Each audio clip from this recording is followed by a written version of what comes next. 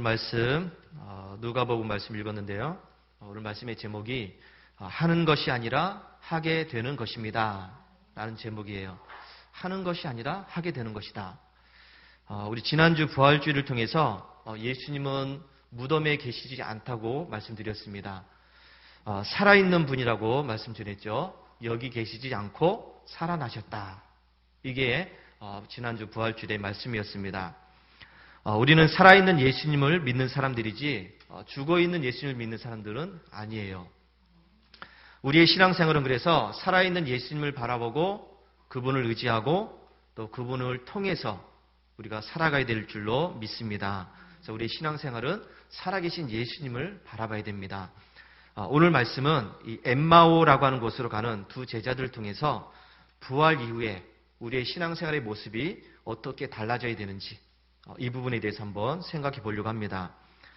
예수님이 부활하셨다는 소식은 많은 사람들에게 또 충격을 주었습니다. 또 반신반의하는 그런 모습이었습니다. 아니, 오히려 예수님의 부활을 믿지 않는 사람들이 더 많았습니다. 자기 눈으로 직접 보았음에도 불구하고 믿지 않았다는 것이죠. 특별히 또 예수님의 제자들조차도 예수님의 부활에 대해서는 잘 믿지 않았습니다. 예수님의 부활을 처음 목격했던 예수님의 어머니를 비롯한 또 여러 여자들이 있었습니다. 이 여자들이 무덤에 가서 우리가 무덤에 갔더니 예수님이 없었어. 예수님의 시신이 없었어. 그랬더니 예수님이 살아나셨다고 해. 이런 소리를 들었고 그리고 이것을 제자들한테 전해주었습니다. 예수님이 살아나셨대. 이렇게 전했는데 이 말을 들은 제자들이 그 말을 믿지 않았다는 것이죠. 또 예수님의 수제자였던 이 베드로도 역시 마찬가지로 예수님의 부활을 믿지 않았습니다. 자기 눈으로 직접 봐야 되겠다. 그래서 여자들한테 이 말을 듣고서 무덤으로 곧장 달려갔죠. 가서 봤더니 빈 무덤이거든요. 이 베드로조차도 자기 눈으로 확인을 했음에도 불구하고 예수님의 부활을 믿지 않았습니다. 누가복음 24장 11절에서 사도들은 그들의 말이 허탄한 듯이 들려 믿지 아니하나. 예수님이 부활하셨다는 소식을 들었는데 이게 허탄한 말이었다. 가짜 뉴스였다는 것이었죠. 그러니까 믿지 않고 듣지도 않고 그런 상황이 있었습니다. 제자들은 이미 예수님께서 부활하신다는 소식을 그 소리를 먼저 들었던 사람들이죠. 예수님이 직접 말씀하셨습니다. 그럼에도 불구하고 실제로 그런 일이 일어났음에도 불구하고 믿지 못하는 그런 모습을 보여주었습니다. 자, 이런 어수선한 상황 속에서 12명의 제자 속에는 들어가 있지 않지만은 그래도 예수님 주변에서 가까이 했었던 사람, 예수님을 열렬히 따라다녔던 그 사람 중에 이 두 사람이 지금 엠마오라는 곳으로 가게 되었습니다.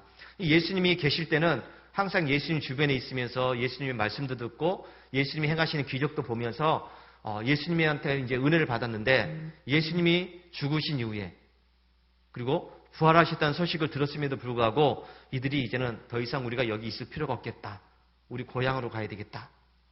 하면서 엠마오라는 곳으로 이제 가고 있었습니다. 그런데 여러분 이때 예수님께서 이들과 함께 하셨다는 것입니다.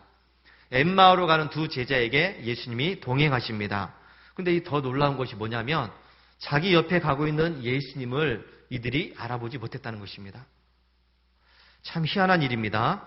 16절 말씀해 보니까 그들의 눈이 가려져서 그인 줄 알아보지 못하거늘. 이 두 제자에게 예수님이 옆에서 붙어서 같이 가고 있는데 자기 옆에 가고 있는 예수님을 몰라봤다는 겁니다. 누군지 몰라요. 그들의 눈이 가려져서 이렇게 이야기합니다. 가려졌다는 이야기는 무엇인가에 붙잡혀 있다라는 그런 의미예요. 우리가 하는 이야기로 무엇인가에 쓰였다는 그런 이야기입니다. 그러니까 이들의 눈이 무엇인가에 붙잡혀서 또 무엇인가에 쓰여서 그 예수님을 알아보지 못하고 있다. 이렇게 이야기를 하고 있습니다. 이들은 평소에 예수님 가까이 있었던 사람들입니다. 예수님의 말씀을 들었고 예수님의 그 근처에 있으면서 항상 예수님과 함께 있었던 사람들이고 그래서 예수님의 뒷모습만 봐도 이분이 예수님이시구나. 이걸 알 수 있는 사람들인데 근데 예수님의 죽음을 경험한 이후에 이들이 깊은 슬픔에 빠졌고 낙심 가운데 있었습니다. 절망 가운데 있었습니다. 예수님이 있었을 때는 그래도 뭔가를 좀 얻을 수 있었고 예수님이 함께 있으니까 뭔가 좀 괜찮았는데 자기 주변에 예수님이 이제 없으니까 그야말로 자기들은 아무것도 아니라는 것이죠. 슬픔에 빠졌고 낙심에 빠졌고 절망에 빠졌습니다.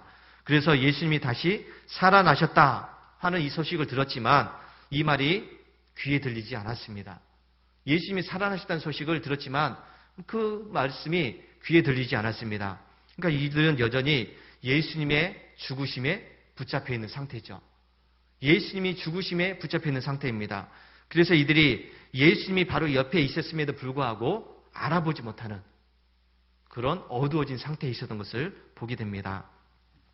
그래서 우리가 이 슬플 때, 괴로울 때, 힘들 때, 물론 찬양을 했지만은 아무 소리도 들리지 않잖아요. 누가 옆에 와서 위로하고 또 이렇게 격려해주고 뭐 이렇게 함께해도 그 말이 잘 들리지 않습니다. 그게 슬프기 때문이죠. 괴롭기 때문이죠. 바로 제자들이 아마 그런 상태에 있었던 것 같습니다. 예수님은 이들과 엠마오로 가면서 이런저런 얘기를 하게 됩니다. 많은 이야기를 하게 되죠.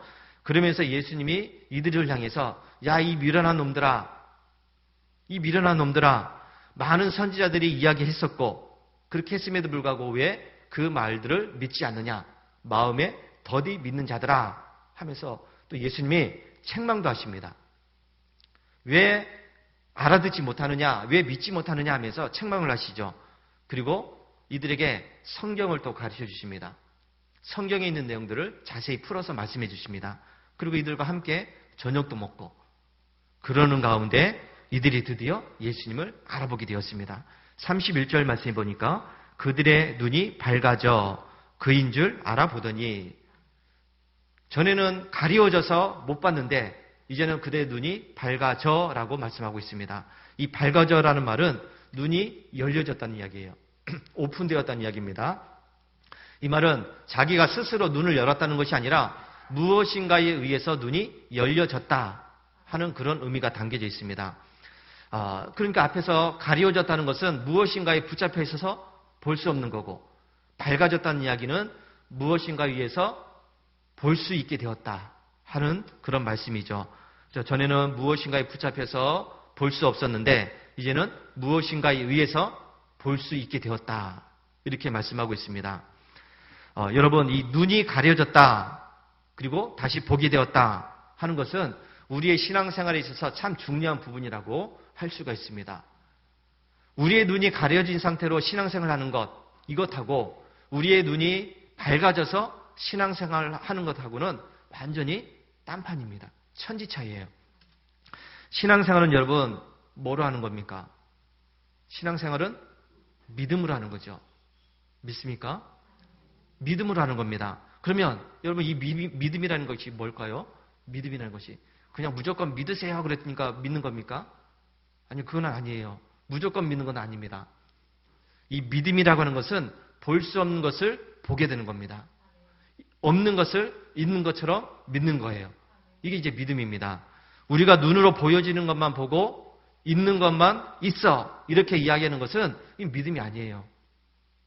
있는 것을 있다고 얘기하고 없는 것을 없다고 얘기하고 보여지는 것을 봤다라고 얘기하는 것은 그건 사실이에요. 당연한 겁니다.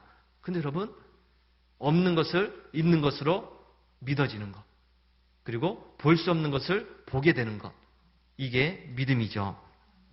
신앙생활은 여러분 육적인 생활이 아니라 영적인 생활입니다.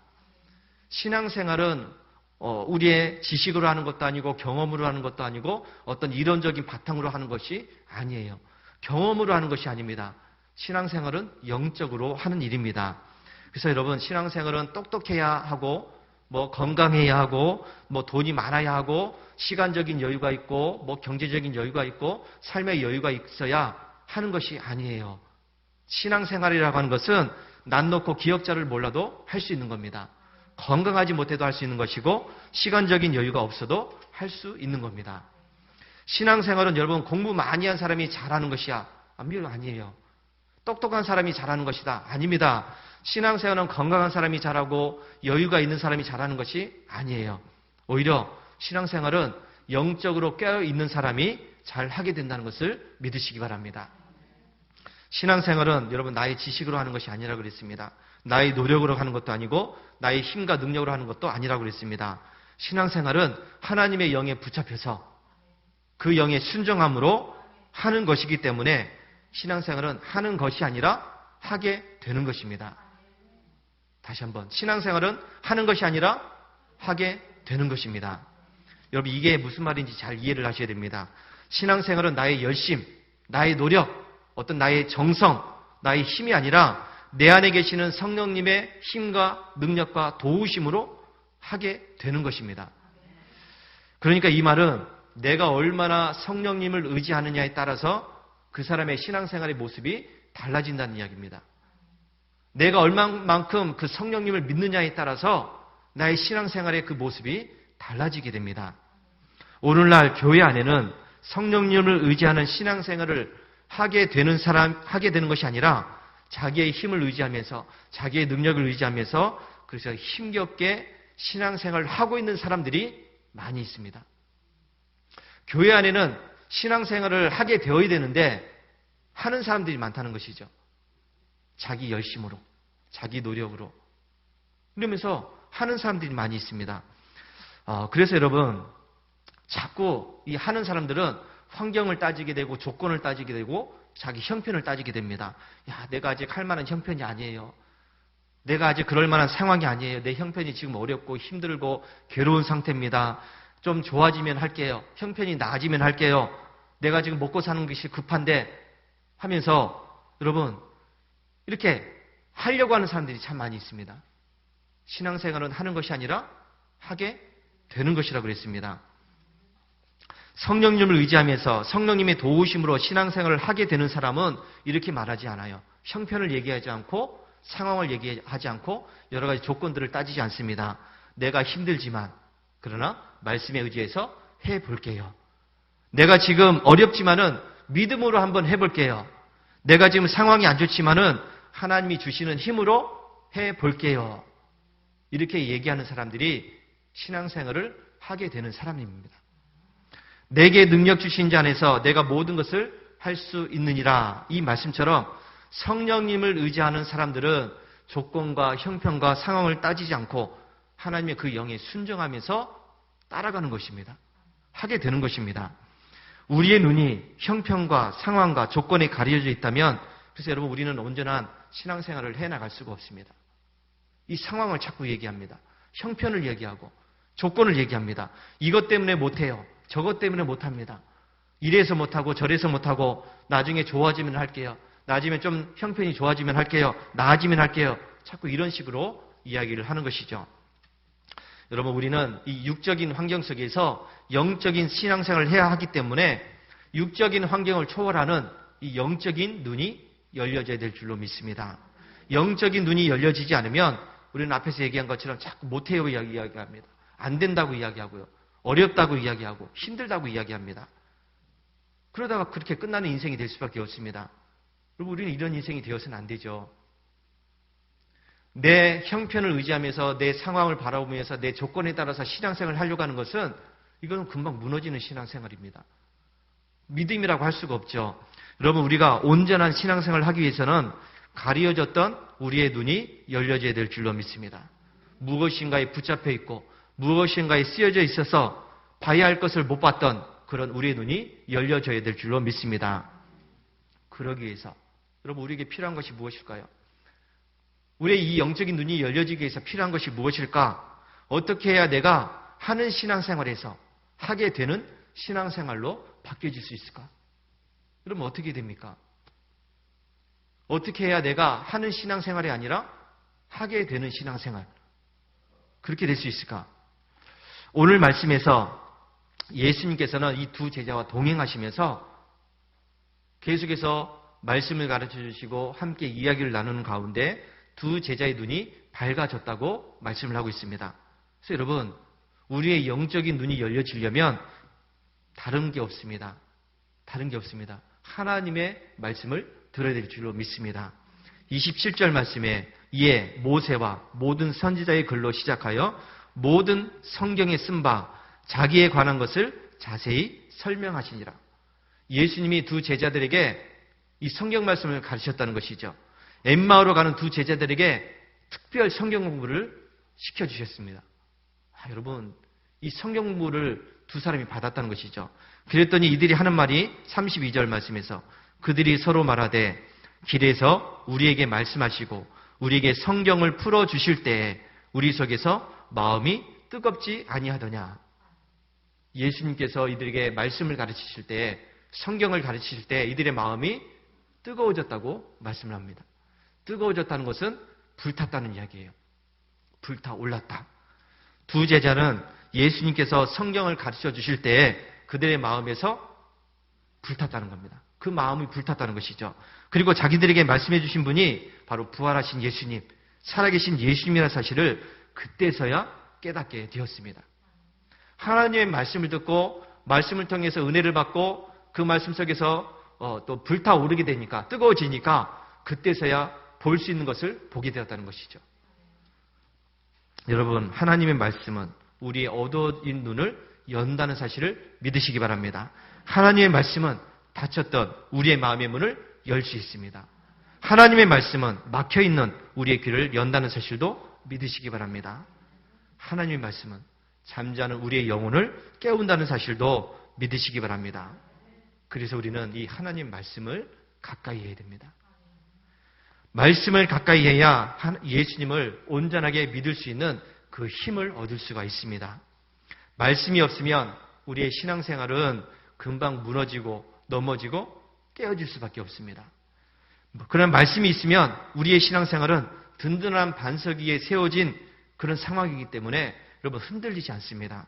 어느 누가 와서 흔들어대도 무너지지가 않습니다. 이 말씀이 자기 속에 있느냐 없느냐에 따라서 그 신앙생활의 모습이 달라진다는 것이죠. 저와 여러분들은 이 하나님의 말씀을 귀담아 들어야 될 줄로 믿습니다. 말씀을 배우는 시간을 귀하게 여기게 됩니다. 어떻게 해서라도 이 하나님 말씀을 배울 수 있는 그 시간을 가져야 됩니다. 바쁘다는 핑계로, 힘들다는 핑계로, 또 여러 가지 어렵다는 핑계로, 상황이 안 된다는 핑계로 우리가 말씀을 거부하게 되면 그 사람은요, 정말 가려진 채로, 눈이 가려진 채로 신앙생활을 할 수밖에 없습니다. 요한 예슬레 목사님, 이 요한 예슬레 목사님이 어렸을 때부터 아주 철저하게 신앙훈련을 받았습니다. 그 어머니한테부터 어렸을 때부터 이제 글씨를 읽을 수 있는 그런 나이 때부터 그야말로 성경을 읽어야, 정해진 분량을 읽어야 엄마가 그때서야 밥을 줘요.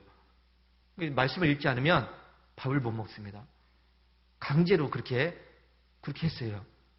그러면서 어렸을 때 이 훈련을 받으니까 또 어느 정도 되니까 새벽 4시에 일어나서 성경 말씀을 읽고 또 기도하고 그리고 시간 되니까 또 나가서 전도하고 그러다가 또 여러 가지 성경에 관한 또 책들도 읽어보고 이런 경건 훈련을 어렸을 때부터 하게 됩니다.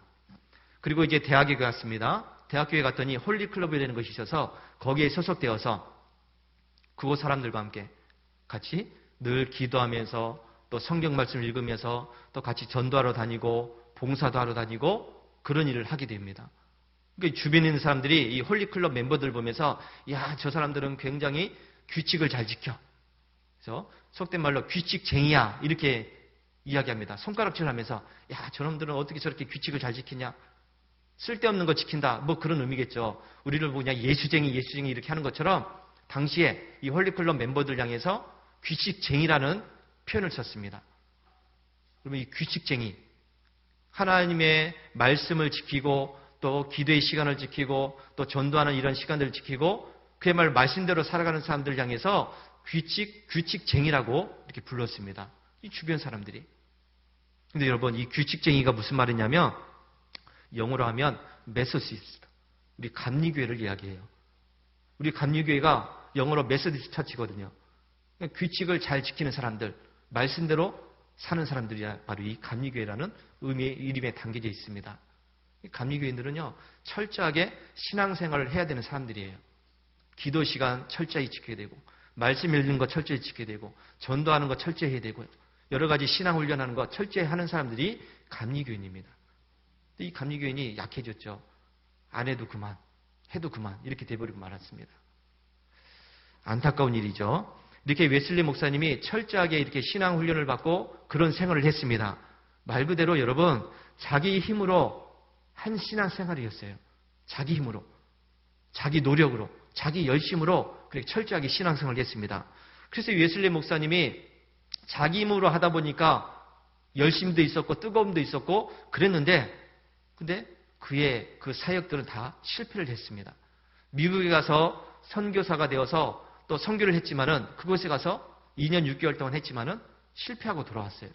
왜요? 자기 힘으로 했기 때문에.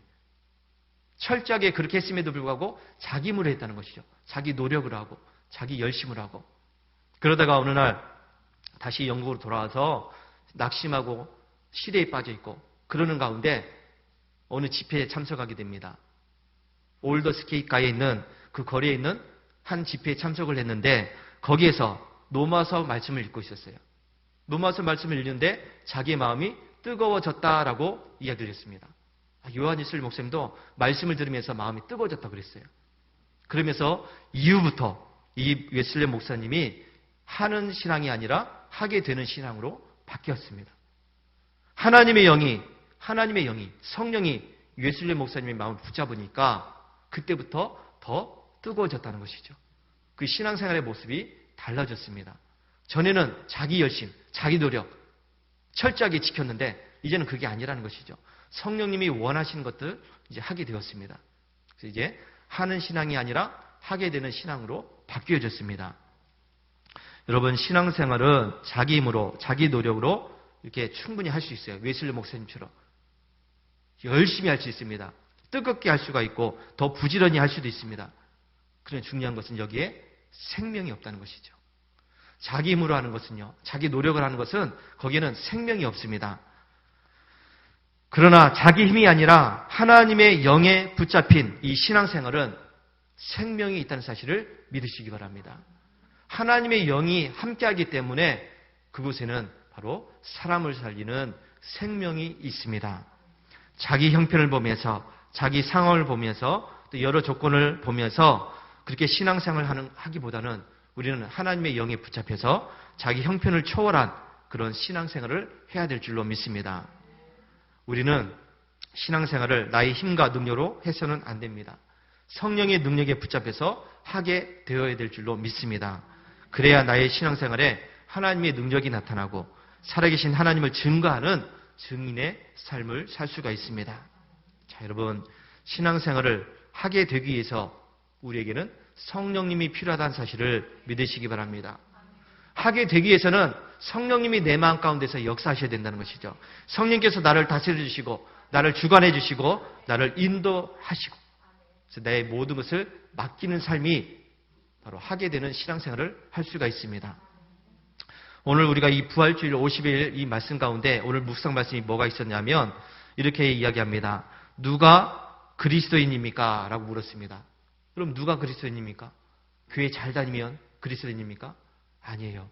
교회 다닌다고 해서 크리스찬이 아닙니다. 바로 그리스도의 영을 받은 사람이 그리스도인이다 그랬습니다. 그리스도의 영이 뭡니까? 성령님입니다. 하나님의 영입니다. 그 마음 가운데 하나님의 영이 있는 사람이 바로 크리스찬이라고 말씀을 하고 있습니다. 그 분을 받지 않는 사람은 그리스도인이 아닙니다. 이렇게 설명을 했습니다. 맞아요, 여러분. 내 마음 가운데 성령님이 계셔야 그때부터 힘 있는 신앙생활을 해나갈 수가 있습니다. 그 전과는 아무것도 아니에요. 그냥 자기 기분에 따라서, 자기 노력에 따라서, 자기 열심에 따라서 교회를 다닌 것이지 신앙생활을 했다고 할 수가 없습니다. 부활하신 예수님께서는 제자들을 만나서 이렇게 말씀하셨습니다. 누가복음 24장 49절 말씀에 볼지어다 내가 내 아버지께서 약속하신 것을 너희에게 보내리니 너희는 위로부터 능력으로 입혀질 때까지 이 성에 머물라 하시니라. 예수님께서 이 제자들의 눈이 밝아졌습니다. 예수님을 알아봤습니다. 그런 다음에 또 예수님이 다른 많은 제자들한테 뭐라고 하셨냐면 하나님께서 약속하신 것을 기다려라. 너희는 위로부터 능력으로 입혀질 때까지 이곳에 머물러라. 이렇게 말씀했습니다. 그러면 아버지께서 약속하신 것이 무엇입니까? 성령님입니다. 위로부터 능력이 뭡니까? 성령님입니다. 성령의 능력으로 충만해질 때까지 이곳에 머물러서 기도하라. 이렇게 말씀하셨습니다. 여러분, 신앙생활은 성령님을 통해서 하는 것이지 성령님이 없이 하는 것은 그냥말로 앞에서 얘기한 것처럼 하는 겁니다. 그냥 하는 거. 그런데 성령님이 내 마음 가운데서 역사하시면 이제는 하는 것이 아니라 하게 되는 겁니다. 하게 된다는 말 속에는요, 내가 하기 싫어도 해야 되고요. 내가 원해도 못한다는 겁니다. 왜요? 내 안에 계신 성령님께서 하시기 때문에. 내가 하는 것이 아니라 내가 좋아하는 것하고 내가 원하는 것을 하는 것이 아니라 성령님이 원하시는 것을 하는 겁니다. 그래서 하게 되는 것이죠. 부활하신 예수님께서는 제자들에게 온전한 신앙생활을 하려면 이제부터는 성령님으로 입혀져야 된다. 성령으로 충만해져야 된다 하는 사실을 말씀하셨습니다. 그래서 예수님의 이 제자들과 많은 성도들이 그 마가다락방에 모여서 열심히 기도하지 않았습니까? 하나님이 약속하신 것을 위해서 기도하고 위로부터 능력이 입혀질 때까지 기도해서 드디어 성령 충만함을 받았습니다. 이때부터 사도행전이 시작되면서 사도행전의 그 이야기가 시작되면서 그 기적이 나타나고 역사가 나타나고 구원의 놀라운 생명의 역사가 일어났다는 것을 보게 됩니다. 자, 여러분, 왜 우리의 신앙생활이 힘이 없느냐? 왜 우리의 신앙생활이 이렇게 약해지느냐? 다른 게 아니에요. 그 마음 가운데 성령님이 역사하지 않았기 때문입니다. 성령께서 충만하지 않았기 때문에 하다 보니까 힘드니까 넘어지게 되고 하다 보니까 어려우니까 관두게 되고 자기 힘으로 하게 되니까 그렇게 될 수밖에 없습니다. 근데 여러분, 우리의 마음 가운데 성령님으로 역사하게 되면 하는 신앙으로 바뀐다고 그랬잖아요. 더 능력 있는 신앙생활을 해나갈 수가 있습니다. 힘 있는 신앙생활을 해나갈 수가 있고 하나님의 능력이 나타나고 역사가 나타나는 그런 신앙생활을 해나갈 수가 있게 됩니다. 자, 그래서 여러분, 저와 여러분들은 이 험한 세상에서 온전한 신앙생활을 해나가려면 성령으로 충만해져야 된다는 사실을 믿으시기 바랍니다. 성령님께서 여러분의 삶을 다스리시고 주관하시고 인도해 주셔야 됩니다. 그래야 나의 힘과 능력이 아니라 성령의 능력으로 신앙생활을 하게 될 수가 있습니다. 이것을 위해서 우리가 이제 수요 예배 때부터 우리가 이제 파워풀 터치 기도를 시작합니다. 어찌됐든 간에 내 마음 가운데 성령께서 역사하는 그런 시간이 되길 바라는 그런 기도의 시간이에요. 그동안 내 입으로 했지만은, 그동안 내 지식으로, 내 능력으로 했지만은, 이제는 그게 아니라 성령께서 역사하시는 그 신앙생활을 위해서 더 뜨겁게 기도하기 위해서, 더 뜨겁게 찬송하기 위해서 이제 파워풀 터치 기도회를 하려고 합니다. 여러분 참석하셔서 성령의 역사심을 받으시기 바랍니다. 우리는 하나님의 말씀을 통해서 우리의 이 가려진 눈이 열려져야 됩니다. 성령으로 충만해져서 우리가 신앙생활을 해 나가야 될 줄로 믿습니다. 이것이 우리가 세상 풍파에 흔들리지 않고 무너지지 않고 넘어지지 않고 온전하게 신앙생활을 해 나갈 수 있는 방법입니다. 여러분, 온전한 신앙생활을 통해서 하나님께 영광 돌릴 수 있는 우리 성도들이 되시기를 주의 이름으로 축원합니다. 할렐루야.